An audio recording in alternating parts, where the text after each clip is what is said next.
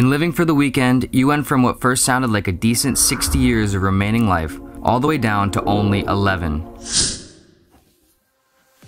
Yo, hello everybody, welcome to another video. Today we're going to be exploring a video topic that's a little bit more serious. This video is called "This is how terribly short your life is," and it says in brackets, "If you hate your job and live for the weekends." This is by Pursuit of Wonder.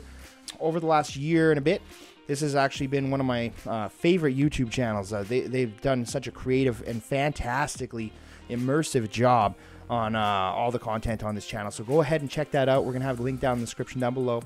Again, if you like what you see, hit that like and subscribe button, motherfuckers, because we're almost at 100 subs, and I appreciate all of you guys for the journey along the ride. So there's nobody here, you little punk-ass caveman bitch. with that being said, we're going to jump right in here to this beautiful 6-minute video that seems like it's going to be pretty serious.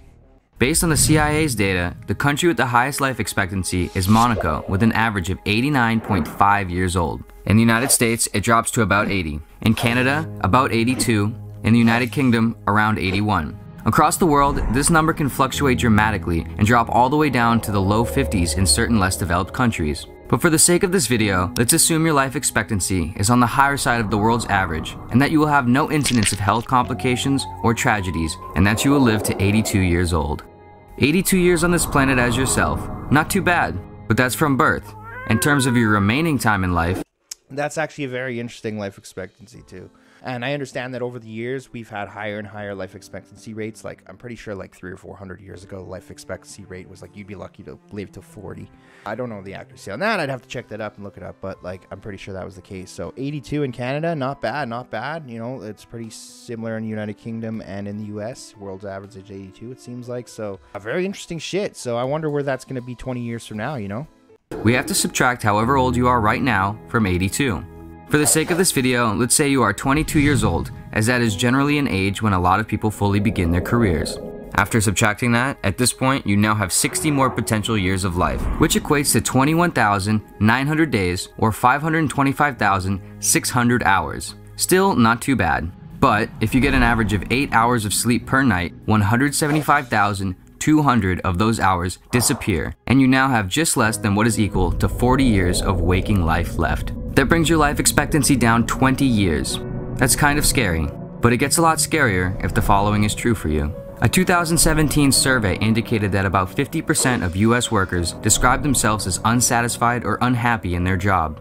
Only 50? Jesus motherfucking Christ, some bitches are gonna be lying on that shit. Honestly, it seems like it would be a lot higher than that, you know, and maybe call me very negative here, but that's just, I'm not trying to be pessimistic about it. It's just the more and more I talk to certain people from day to day and seeing the outlook of those online, it does seem like that number would be more about the 60 to 70% mark of people who are truly unhappy. But yeah, wow, it's very interesting stuff. And, you know, especially when you're calculating the total amount of years and hours spent just sleeping. In another 2017 study conducted worldwide, when asked anonymously, 85% of workers admitted to disliking or hating There's that number. Sorry, I just gotta let this play out. their job. At such a large percentage, it is rather likely that one of these people might be you. Or perhaps you don't necessarily hate or dread your job, but you find yourself rarely ever enjoying it or feeling inspired by it, and are always wishing for the weekend, always wanting the week to be over and for it to be Friday night. If this is the case and your life enjoyment is based almost entirely on the weekend, let's see what happens when we subtract all the weekdays from your remaining 40 years of life. Oh man, I bet that number is going to be fucking astronomically high. I just wanted to point out that for whoever is living for the weekend, whether your weekend is starting on a Friday to Sunday, Saturday, Sunday, or let's say you work weird shifts and your weekend is a Tuesday to Wednesday, you shouldn't be living your entire life. Like, we have a 1 in 400 trillion fucking chance of even existing in the first place.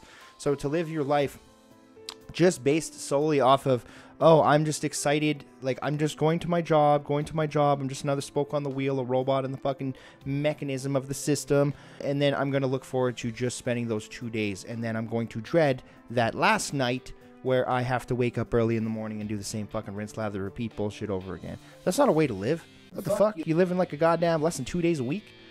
You know what I mean? Like when it comes to internally and how you're feeling, you know, mentally, when you're actually thinking about it, and you're trying to internalize it all, and you're trying to understand why you feel the way that you do and that sort of thing. But so at the end of the day, you're a goddamn dumbass. at the end of the day, you become less and less of yourself, and you become pouring more and more of your time into things that you don't want to do, things that do not inspire or make you thrive, inspire you, anything like that.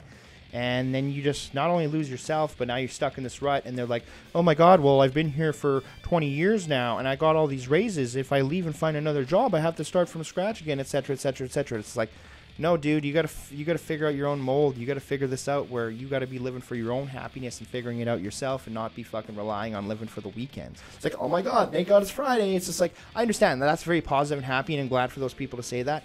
But they never talk about on like, oh my God, I got to go to work on Monday morning. You know what I mean? Like, there's always a adverse effect on that. And I just think that living for the weekends, like in that mentality, is not good. There is an average of 260 work days in a year, not including holidays. After subtracting those across your remaining 40 years, your number of days goes from 14,600 all the way down to 4,200, leaving you with only about 11 years. But if you figure you retire at an average age of around 63, you might say that you should get some of those days back. But if you also figure that in the US, the chance of having a disability or mental impairment is 68% for people over the age of 65, then this age isn't exactly a time of your life to hold out for and claim as years filled with happiness and enjoyment. So in fact, I would argue that in terms of desirable life, we should actually take at least a portion of those days away. First, let's give you them all back. But then let's consider that after the age of 65, as you grow older and older, the likelihood of developing health conditions or having existing health conditions worsen only increases. So as a rough, generalized average, across all the years after retirement, all the way up until death, let's say a person has somewhere around 2 good, healthy, enjoyable days out of every 7. Now, you are exactly right back where you were, with 11 years of remaining life. In living for the weekend, you went from what first sounded like a decent 60 years of remaining life, all the way down to only 11. And as an extra kicker, what if you have weekends that aren't that good? Weekends where you have to do things that you don't want to do, like house chores, yard work, dealing with annoying personal stuff, or even going into work to catch up on things. That's at least another year or more off of your remaining life. If you are 22, your waking life expectancy for life you want to live is now equivalent to around the age of 32. Regardless of your age, who you are, what you do, or the exact accuracy of these numbers to your life, if you live for the weekends, the point holds true. The idea that anyone would accept to live a life where this amount of it is wished away, where such a huge quantity of time is spent not wanting that time to happen. And it's so true. Time is the most valuable currency. People think that cash flow and money is the most valuable currency because they don't view time in that same vein or light. And it's totally wrong, because if you go into a retirement home or an old folks home or anything like that, and you talk to some of these people, I guarantee you'll change your outlook on life when they're sitting there talking about all the regrets that they have, because you're going to be mimicking their situation in years from now when you're talking about all the regrets that you had. And I think it's very sincere to consider different options and to make your life what you want it to be, but truly and authentically to you, even if there are other repercussions like starting a new career or you have to make these changes. Fuck, sometimes it's a blessing in disguise. That's why they call it the greater unknown. You just don't know. You know, bad things are going to happen anyway, so you might as well fucking swing for the fences and try to let the good things happen too. Where such a small percentage is spent enjoying it and living in the moment. For anyone that has any sliver of hope in not living like this, it is borderline insanity to accept. Sure, there are responsibilities we must attend to in life. Sure, there are things we are going to have to do that we don't always want to do. Sure, every day of our job and career can't always be fun or how we want it to be. But to work a job or be in a career or be at a company that you don't enjoy or find fulfillment in at least a majority of the time, you are essentially signing away most of your life. Life is extremely short. If you do out all of the math and consider every little trivial or self-maintenance oriented thing we spend time doing, even if you love what you do for work and don't subtract all the weekdays from your remaining life, the time we have is still frighteningly short. So it truly is so important that we do not give it away, that we are careful and conscious of what we exchange it for, that we do not let outside pressures from family, friends, or society convince us to just give it away blindly and choose jobs, careers, companies, or lifestyles that we don't personally enjoy or resonate with. Oh my God, yes, exactly. That's just the truth. Like, this shit just leaves me speechless. It just puts me in another zone because it's just like, it's so true. But most people are gonna watch this shit and they're not gonna fucking listen, man. It's like, you have to take your fucking life by the fucking horns, grab them by the goddamn fucking bull testicles, and just harness those and just, you know, switch it in the direction that you want to go. You know, you've got the fucking steering wheel, okay? Nobody else. Like, you got to be able to figure that out. You got to go for what you want to do. The reason why I fucking do pizza deliveries so I can do YouTube on the side and so I can try and do things that I enjoy. I'm not going to work with some other motherfucker that I don't enjoy working for, you know what I mean?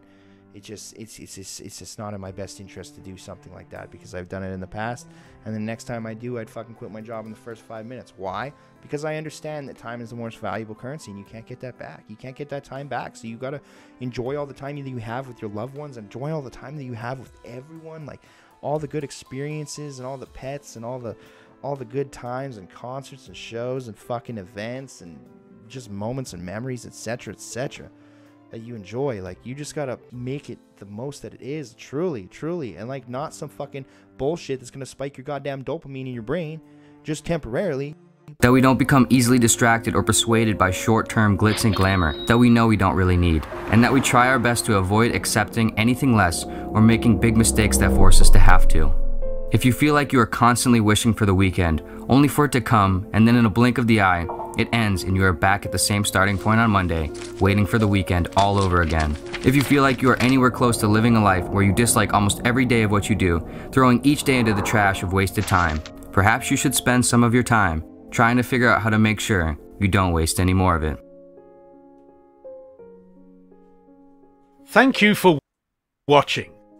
Oh my god, like, it's just true. Like, there's no other real way to put it other than how it's been put already. And you know, the way that he outlined it in a very quick 6-minute video is very, it's frightening and it's very impressive all at once. And you know, the fact that we're lucky enough to be alive as it is a blessing in disguise. And so why are we taking this opportunity and flushing it away just to please other people or just to cater to what somebody else needs? Boss says the papers need to be here on Monday. I'm going to have to get you to, yeah, come in on Saturday. You know, like Office Space and shit. Fuck that shit, man. Like, I'm over that shit. I'm working for me now. Like, I'm doing things that I want to do. If I have to go even more independent, then I will. You know, I want to thrive, not cope, and I think most people try to live a life of coping instead of their ultimate goal being a life of thriving, where they're not dealing with some fucking shithead McGee at work who's just trying to, like, oh my god, we're gonna hamper down on this and we gotta do this and all the numbers. Fucking owners and shit and big business people that are trying to act like the lower guy on the spoke should care as much about their company as the higher guy. Are you fucking kidding me? You fucking kidding me right now? Like as if that fucking guy, the Walmart employee at the till is supposed to have a smile on their face all fake and shit, just like in the commercials, and just be loving of Walmart and like wearing just like the Walmart logo on their shirt like a fucking zombie just because the fucking owners and owners group and all those higher up people do. Like, no, that's not how this works, man. It's not how it works at all. You know, life doesn't work that way, unfortunately, and we have to. There's certain things that, you know, we have to abide by as a society, but we have so many fucking freedoms, truly, where we can make our own goddamn decisions. You know, people are always talking about can't get a job, but like, seriously, I see so many people, if they just get a license and they can find their own jobs and work fucking skip the dishes, Uber Eats, DoorDash, Instacart. They got so many different opportunities that they could harness that with. And that's just one example. It's not just always about the job. It's sometimes about the relationships that we cultivate and all the toxicity within them. So much different toxic shit that's just fucking spewed up at us like it's just a terrible ecosystem that just surrounds us and engulfs us in flames. It's like its own personal hell, but it doesn't have to be, right?